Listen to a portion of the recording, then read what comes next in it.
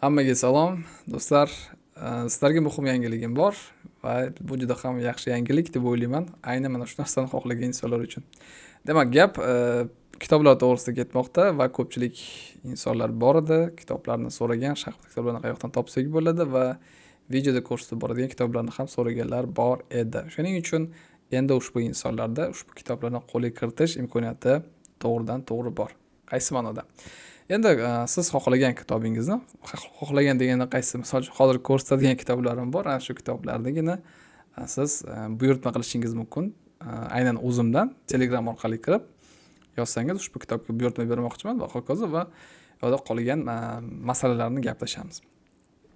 Asosiy narsa ushbu kitoblarni siz buyurtma orqali qo'lga kiritishingiz endi mumkin bo'ladi. Oldindan ta'kidlab o'taman, hamma ko'rsatilgan kitoblarim afsuski rus tilida.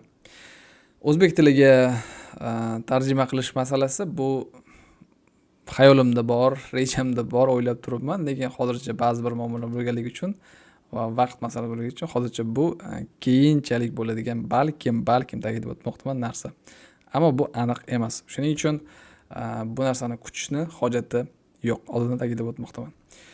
Xo'p, ushbu yangiligimizni endi birinchi bo'lib albatta mana shu kitobdan boshlaymiz. Chunki ko'pchilik so'raganda ushbu kitobni qanday qilib topsam bo'ladi. Endi qidirishni hojati yo'q. Shundoqqina buyurtma bersangiz ushbu kitob sizni qo'lingizda bo'ladi. Qaysi viloyatda, qaysi joyda turishingizdan qat'iy nazar ushbu kitobni yetkazib beramiz. Faqatgina uyingizni manziligacha emas, balkim sizni tumaningizga yetkazib beriladi. Ana shu tumandan manzil beradi. O'sha yerga borib ushbu kitobni qo'lga kiritishingiz mumkin bo'ladi. Albatta, ushbu kitob to'g'risida qisqachagina gapiradigan bo'lsam, mana shu shaxmatchini Akira Rubinšteyni butun va hayoti va ijodi yozilgan bu yoqda. Hayotida to'qnash kelgan narsalari, boshqa va hokazo hayotiy voqealari. Bu narsa ham albatta muhim narsa. Yaqinroq tanish uchun ushbu shaxmatchi bilan va eng asosiysi ushbu shaxmatchini bu yoqda juda ham ko'plab partiyalari, ajoyib partiyalari kiritilgan va siz ushbu shaxmatchini ham partiyasini tahlil qilgan holatda, hayoti bilan tanishgan holatda chuqurroq kirib olasiz va shu orqali eng asosiysi o'zingizni shaxmat darajangizni bemalol oshirishingiz mumkin. Bu narsaga agar Rubinšteyni partiyalar bilan oshirmasangiz, boshqa bilmadim, qaysi shaxmatchini maslahat berish mumkin. Shuning uchun xohlovchilar bo'lsa, albatta ushbu kitobni 100% maslahat beraman, bemalol olishingiz mumkin. Afsuslanmaysiz, bu narsaga javob beraman. Faqatgina rus tilida. Xo'p, endi keyingi kitobga o'tamiz. Navbatdagi kitobimiz bu 3-jahon chempioni Xose Raul Capablanca. Bu kitobni aynan jahon chempioni o'zi yozmagan. Balkim bu yoqda uni ko'plab ma'ruzalar bergan, ya'ni leksiya deydi. Radio orqali, boshqa narsalar orqali mana shularni hammasini to'plab turib bitta kitob qilib chiqarishgan. Bu oxirgi adashmasam izdaniya deydi, oxirgi chiqarilgan kitoblarda, ya'ni perizdaniya bo'lgan va mana shunaqangi ko'rinishga kelgan. Albatta, bu yoqda asosiy narsa nima bu yoqda? Capablancani partiyalari kiritilgan, boshqa narsa va eng asosiysi bu yoqda o'quv, ya'ni o'rganish mumkin bo'lgan qo'llanma sifatida kitob chiqarilgan. Va siz shunchaki sizga kimdir o'rgatmaydi, balkim aynan 3-jahon chempioni Xose Raul Capablancani o'zi qanday qilib shaxmat o'ynashni o'rgatadi. Misol uchun Botvinnikning gapini eslashimiz mumkin.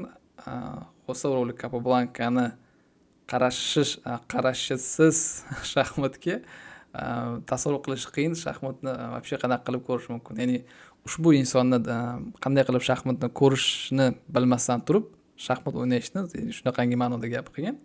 Rostdan ham ushbu ajoyib kubalik shaxmatchini, jahon chempionni shubhasiz partiyalarni bilish kerak. Va bu yoqda yana bir muhim narsasi, partiyalarimiz o'zini partiyasi Capablancani va aynan o'zini sharhlari bu yoqda ketadi. Ya'ni partiya davomida nimalarni his qilgan, nimalarga ahamiyat bergan, u shaxmatni aynan qanday ko'z bilan ko'rishini siz mana shu narsani qo'lga kiritishingiz mumkin. Va bu juda ham katta narsa, do'stlar. Shunchaki kimdir, misol uchun, meni sharhlashim emas, boshqasini fikri emas, aynan jahon chempionining bu yoqda fikrlari, g'oyalari kiritilgan. Shuning uchun juda ham ajoyib kitob va bemalol maslahat beraman. Bu yoqda ham yetarlicha bo'lgan partiyalar va eng asosiysi bu yoqda o'quv qo'llanma sifatida Endspiel masalasi, Mittelspiel masalasi, debyut masalasi ozgincha va bemalol buni olishingiz mumkin. Maslahat beraman. Bu kitob ham sotuvda bor. Navbatdagi kitobimiz yana Jose Raul Capablanca'ning kitobi. Faqatgina bu mana bu kitobni nazarda tutmoqdaman. Bu kitobni o'zi yozmagan, balkim kubalik mana shu jahon chempioni Capablanca'ni uchun yozilgan kitob. Mana shu shaxmatchini ijodi, hayoti. Bu yoqda endi boshqa Vasiliy Panov yozgan ushbu kitobni. Ajoyib shaxmatchi bo'lgan bu ham SSR paytida. Butunligicha Capablanca'ning hayoti va ijodi aynan shaxmat karyerasiga bog'liq bo'lgan jihatlari ko'rsatilgan. Va eng asosiysi bu yoqda Capablanca'ning fikrlari yo'q, chunki ushbu insonni o'zi yozmagan ushbu kitobni, balkim ko'plab partiyalar bu yoqda keltirilgan. Ya'ni aynan qiziqarli, foydali, sizga biron bir narsa berishi mumkin bo'lgan partiyalar keltirilgan. Va mana shu jihatdan ushbu kitobning qiymati yuqorida ko'rsatilgan kitobning qiymatidan teskari, ya'ni u kitob ham foydali, bu kitob ham o'zigacha foydali hisoblanadi.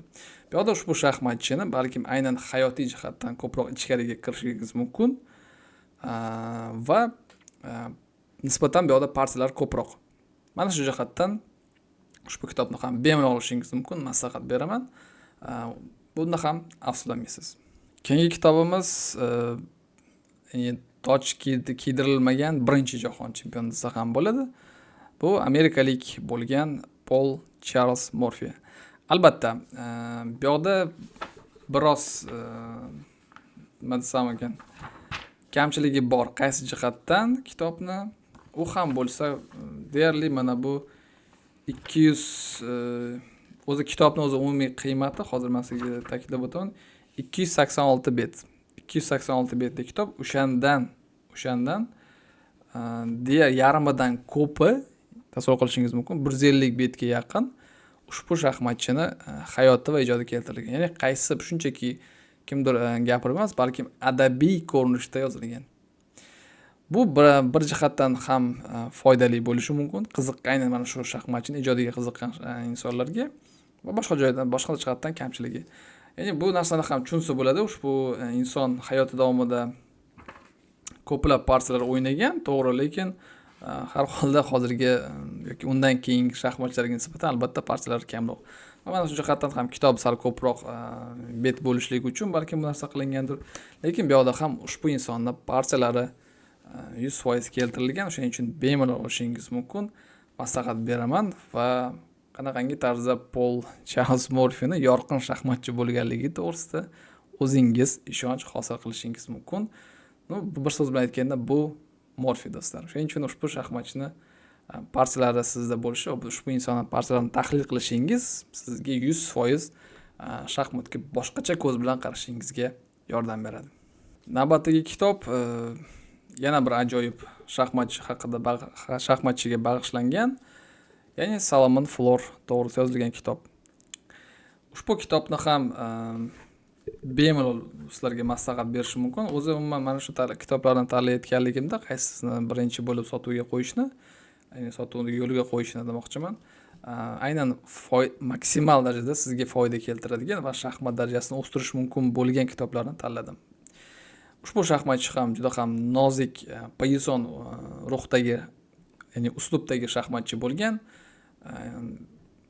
Hattoki Capablanca ham bu narsaga tan bergan. Ushbu shaxmatchining kuchiga, hattoki jahon birinchiligi uchun da'vogar shaxmatchi bo'lgan. Bu narsani ko'p marotaba ta'kidlaganman. Shuning uchun bemalol ushbu shaxmatchini ham haqida yozilgan kitobni olishingiz mumkin. Bu yerda ham qisqachagina qilib ushbu shaxmatchining karyerasi haqida yozilgan, hayoti haqida yozilgan va undan keyin bu yerda yetarlicha bo'lgan ushbu insonni partiyalari keltirgan va umuman undan tashqari jurnalist bo'lgan ushbu shaxmatchi va uni jurnalistikadan qilgan ba'zi bir ishlari bor. U ham shaxmatga tegishli bo'lgan. Juda ham qiziqarli, o'qib mazza qilishingiz mumkin. Shuning uchun bu kitobni ham maslahat beraman. Olishni xohlasangiz bemalol o'ylamasdan xarid qilishingiz mumkin. Navbatdagi kitobimizni ham ko'pchilik inson so'ragan. Obunachilar, bu amerikalik yana bir shaxmatchi jahon chempioni bo'lgan. Bu hisob bo'yicha 10-jahon chempioni adashmasam. yo'q, kechirasiz, 11-jahon chempioni Robert James Fisher yoki bo'lmasam Bobby Fisherning kitobi. Eng qiziqarli narsa do'stlar, ushbu kitobni birinchi bo'lib Fisher kitob yozganda kichkinagina mana bunaqangi kitob yozadi, ya'ni cho'nchak formatida. Va o'sha kitobga $5000 yo'q, $10,000 qo'lga kiritadi. Ya'ni shunchaki Bobby Fisher sizni shaxmat o'ynashga o'rgatadi. Kichkinagina mana bunaqangi bilmayman, endi shaxmatni boshlayotgan insonlar uchun deyarli bag'ishlangan kitob. Hech qanaqangi bir deyarli qiymatga ega emas, shuning uchun $10,000 ni qo'lga kiritadi. Undan keyin Fisher mana bu o'zining afsonaviy kitobini yozadi. 60 ta xotirali partiyam. Tashqida yozilgan kitob do'stlar. Aynan bu yerda ham muhim narsasi ushbu jahon chempioni bu yerda o'zi hamma partiyalarni sharhlagan. O'zi fikrini shaxmatga qanday qaraganligi, shaxmatni qanday ko'rishi, mana shu narsani siz unda ushbu insonni ko'zi bilan ko'rishingiz mumkin, shaxmatga qanday qarashini. Va mana shu kitobni yozgandan keyin ushbu kitobga $5000 qo'lga, $5000 olgan faqatgina. Ya'ni qanaqadir kichkina kitobga $10,000, mana bu haligacha yashab kelayotgan kitobiga $5000 gina olgan. Ya'ni kitobni olgan, birinchi kitobga olgan summasining yarmi. No mayli. Asosiy narsa bizgacha ushbu kitob yetib kelgan. Bemalol bir ham 100% maslahat beraman. O'ylamasdan bemalol xarid qilishingiz mumkin. Aynan yozib qo'yilgan 60 ta partiyasi nima uchun xotirali? Aynan mana shu partiyalar muhim bo'lgan, ko'p hissiyotlarga berilgan va aynan esda qolgan partiyalarni o'zi sharhlab, o'zi fikrlarini qoldirib, mana shu shaxmatchi qoldirgan. Shuning uchun bemalol xarid qilishingiz mumkin. Navbatdagi kitobimiz yana bir jahon chempioniga bag'ishlangan. Ikkinchisi bu hisob bo'yicha Emanuel Laskerga do'stlar. Mana bu kitob. Buni balkim ko'rsatganman yoki yo'q, esimda yo'q. Har holda buni Mark Weinstein yozgan o'z paytida, ya'ni David Bernsteinning sekundanta. Bu yerda albatta ushbu shaxmatchiga, ya'ni Laskerga bag'ishlangan kitob, parsalari keltirilgan, hammasi joyida, chiroyli, faqatgina bu yerda o'zgacha yondashgan biroz Mark Weinstein ushbu kitobga, ya'ni qaysidir ma'noda Lasker nafaqatgina shaxmatchi, balki matematikadan bilan shug'ullangan, undan tashqari filosof bo'lgan, falsafachi bo'lgan va kitobga ham mana bu hayot taqdirlari, yo'llarini keltirayotgan, yozayotgan paytida o'zgacha falsafa bilan yondashgan. Ya'ni nafaqatgina bu yerda shaxmatni, balkim sizga kitob ozgincha mana bu fikrlashga sizni majbur qiladi. Hayot yo'llarini, mana taqdir charxparagini, mana shunaqa narsalarni biroz sizni kitob olib ketishi mumkin. Eng asosiy narsa bu yerda albatta Laskerning hamma ajoyib partiyalari keltirilgan, ajoyib tarzda sharhlangan, gap bo'lishi mumkin emas. Albatta hozirgi paytga kelib kompyuter davrida kamchiliklar topish mumkin, lekin muhim narsa bu emas do'stlar. Muhim narsa bu yerda ushbu shaxmatchilarning ijodi va shaxmatga qanday qaraganligi va eng asosiysi bizni bu narsalardan kerakligi, bizga bu narsadan foyda olishimiz mumkin. Albatta ushbu kitoblardan shubhasiz siz foyda olishingiz 100%. Shaxmat darajangizni xohlaysizmi, xohlamaysizmi, agar partiyalarni tahlil qilishni boshlasangiz, bu kafolatlangan narsa, sizni shaxmat darajangiz ozginami yoki ko'pmi o'sishi 100%. Navbatdagi kitobimiz endi 4-jahon chempioni Aleksandr Aleyxinga bag'ishlangan. Ushbu Aleyxin haqida yozilgan o'zi kitob bor edi, sir paytida. Aleksandr Kotov yozgan, 2 ta tom qilib chiqargan. Ushbu kitobni zamonaviy ko'rinishda desam balkim to'g'ri bo'lar. Ya'ni boshqatdan yozilgan, boshqacha ko'rinishda va biroz zamonaviy yondashuv bu yoqda. Lekin kitob mana qanligidan ham ko'rishingiz mumkin. Mana bu kitob to'g'risida gap ketmoqda. Va bu yoqda asosiy narsa do'stlar, bu ham aynan o'quv qo'llanmasi sifatida yozilgan. Ya'ni bu kitob shunchaki partiyalar emas, ya'ni fikrlar emas, undan tashqari yana bir foydali tarafi ham 4-jahon chempioni ijodi bilan tanishasiz. Undan tashqari ushbu jahon chempioni ijodida siz shaxmat o'ynashni o'rganasiz. Mana shu jihatdan juda ham muhim kitob. Bu yerda paragraflarga bo'lib chiqqan ushbu kitobni, misol uchun kombinatsiya, taktika, debyut, Mittelspiel, Endspiel mana shu qismlarga bo'linib, hammasi bo'linib ketadi va siz shaxmat darajangizni o'rganib o'stirib boraverasiz. Va shu bilan birgalikda mana shu ajoyib jahon chempioni, yutib bo'lmas Kababankani yutgan jahon chempioni bilan yaqindan tanishishingiz mumkin bo'ladi.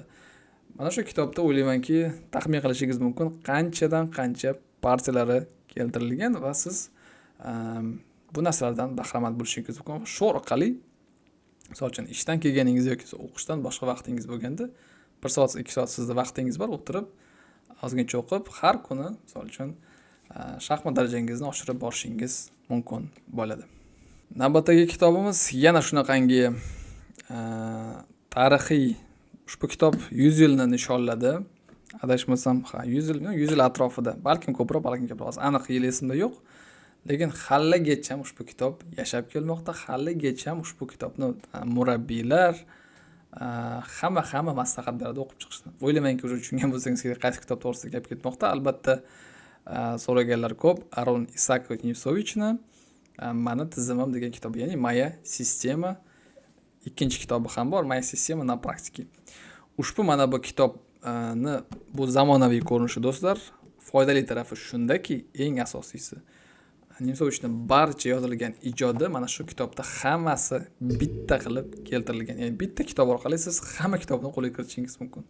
Bu yerda 3 ta kitob, xotiram agar aldamayotgan bo'lsa, 3 ta kitob turgan. Ya'ni mani tizimim birinchi bo'lib keladi. Undan keyin mani tizimim amaliyotda va undan keyin 4 ta kitob ekan, 4 ta.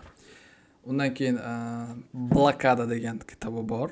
Undan keyin esa Nemsovichni Baden-Baden'da adashmasam sharhlagan, musobaqada bo'lib o'tgan partiyalarni sharhlagan zbornigi bor. Xullas, bitta o'q bilan 4 ta quyonni urishingiz mumkin. Ushbu kitobni ham sotuvga qo'ymoqdaman. Buyurtma qilishingiz mumkin va ushbu kitob ham sizning qo'lingizda bo'ladi. Hamma kitobni qidirib yurishingiz shart emas, ya'ni bitta kitob orqali hamma kitobni qo'liga kiritasiz. Juda ham albatta Nemsovich to'g'risida ko'p narsa gapirishimiz mumkin. Mana shu insonlar o'zi aslida jahon chempioni bo'lmagan, lekin kitoblari, ularni qoldirgan narsalari haligacha, misol uchun blokada qachondir eskiradimi bu shaxmat? Hech qachon eskirmaydi. Yoki bo'lmasam kataklar nazariyasi qachondir eskirib, hech qachon eskirmaydigan narsalar. Shuning uchun albatta bularni ham partiyalardan kamchilik topish mumkin hozirgi zamonaviy kompyuter orqali. Lekin bu ularni shaxmat klassikasiga qoldirib ketgan ijodi, merosini hech qanaqasiga buza olmaydi. Chunki albatta kompyuter yordamida ko'p narsani ko'rish mumkin inson. Ko'p narsani. O'zi o'tirib, qidirib, yillar davomida, vaqtlar davomida mehnat qilgan mana bu bitta narsani xuddi igna bilan butun savon ichidan igna qidirgandek narsa-da bu.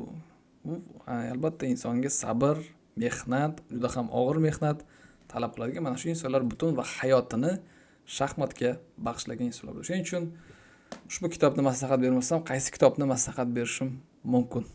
Navbatdagi kitobimiz va bu oxirgisi bo'ladi. O'zi buni qo'yish hozircha niyatim yo'q edi. Mayli, ko'ramiz hozir vaziyatga qarab. Bu albatta Garri Kasparovni kitobi hisoblanadi. 5 ta tom ushbu kitob. Bu qo'limdagisi birinchi tom, mana ko'rmoqdasiz. Mana birinchi raqam turibdi. Bu birinchi tom. Ya'ni bundan tashqari yana 4 ta tomi bor. Umumiy hisobda 5 ta.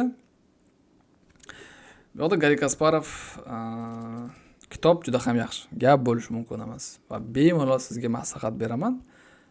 Va kitobning eng asosiy va qiziqarli, foydali tarafi shundaki, bu yerda hamma jahon chempionlarining o'zini ajdodlarini o'zidan oldingi bo'lgan. Bu 13-jahon chempioni Garri Kasparov, hammamiz bilamiz. Undan oldin 12 ta jahon chempioni bo'lgan va hamma 12 ta jahon chempionini bir qarashda o'zini qanaqangi ko'z bilan ko'rishi bilan Garri Kasparov tanishtirib o'tadi hammaga. Birinchi bo'lib biz kimdan boshlaydi? Filidordan boshlaydi, adashmasam. Filidordan boshlab o'zigacha keladi. Va bu hamma 5 ta tomiga bo'linadi bu narsalar. Ularning partiyalari, ularning hayoti qisqachagina. Lekin kamchiligi shundaki, mana shu hamma shaxmatchini butunligicha to'liq yondashmagan va ko'p, misol uchun, partiyalar bu yoqda yo'q. Albatta partiyalari bor ko'p shaxmatchini. O'zgacha yondashgan Garri Kasparov, lekin shubhasiz olish mumkinmi desak, 100% mumkin deyman ushbu kitobni. Bo'lmasam ushbu kitob qo'limda bo'lmagan bo'lar edi. Qolgan tomlari hozircha menda qo'limda yo'q, lekin siz bemalol buyurtma berishingiz mumkin. Xohlasangiz 5 ta tomiga srazi bittada olishingiz mumkin. xohlasangiz bitta birinchi qismini, ikkinchi qismini bu o'zingizga xohish. Maslahatim, agar imkoningiz bo'lsa, bittani o'zidayoq 5 ta tomini buyurtma qilsangiz, 5 ta kitob sizga sразу keladi va boshqa boshingizni qotirib o'tirmaysiz, kimni kitobini olsamikin. Shuning uchun hamma jahon chempionlari yozgan kitob 100% yaxshi deyish o'ylaymanki, bu eng kamtarona so'z bo'ladi. Ya'ni kitob yaxshimi yoki yo'qmi degan savolga javob beradigan bo'lsak. Shuning uchun buni ham xarid qilishingiz mumkin. Bemalol do'stlar. Hozircha mana shu kitoblarni sotuvga qo'ymoqdaman. Hali qo'yiladigan kitoblar juda ham ko'p do'stlar. Juda ham ko'p. Bularni ham birma-bir sekin-asta bilan yo'lga qo'yib boraman. Faqat menga ozgincha o'sha har doimgidek vaqt masalasi menga bilan dushmanim hisoblanadi. Mayli, bu narsalarni sekin-asta bilan yo'lga qo'yamiz. O'ylaymanki, sizga video yoqdi do'stlar va mana shu kitoblarni qo'yganligim sizga qaysidir ma'noda yordam beradi deb o'ylayman. Ham xarid qilganingizdan keyin shaxmat darajangizni o'stirib olishingizni va shaxmatdan orqasidan shunchaki rohatlanib kitobni hattoki varaqlab o'qishingiz mumkin deb o'ylayman. O'shaning uchun buyurtma qiling xohlasangiz va kitobni qo'lga kiriting. Mana sizlar bilan xayrlashaman do'stlar. Kelasi videolarda ko'rishguncha xayr, salomat bo'ling.